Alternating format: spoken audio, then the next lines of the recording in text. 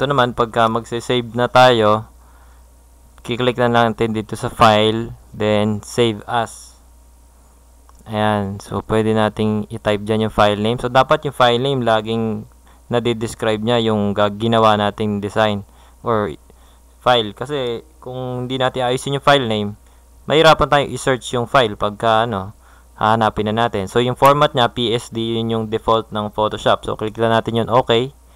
Kung gusto nating i-open, punta lang tayo sa file, then click natin open, at meron na siyang mag-pop up na window. Ayan, kamukha niyan. Ulitin lang natin, click natin itong isa, nag-open tayo, click natin yan, then click open. Okay, ayan.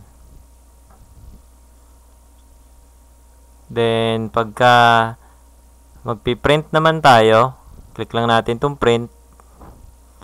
Then ayan, lilitaw na yung windows na yan.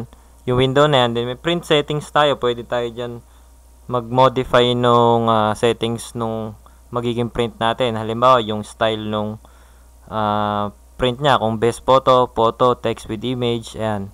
Ito naman yung size ng papel. Kung anong size ng papel na ilalagay natin sa printer. Letter size, yan yung short band paper. Tapos meron ginagamit A4. Ito yung usual ginagamit natin. Tapos yung type of paper, kasi minsan may glossy, may matte, may plain paper lang, yung bond paper. So, nandyan yon sa type.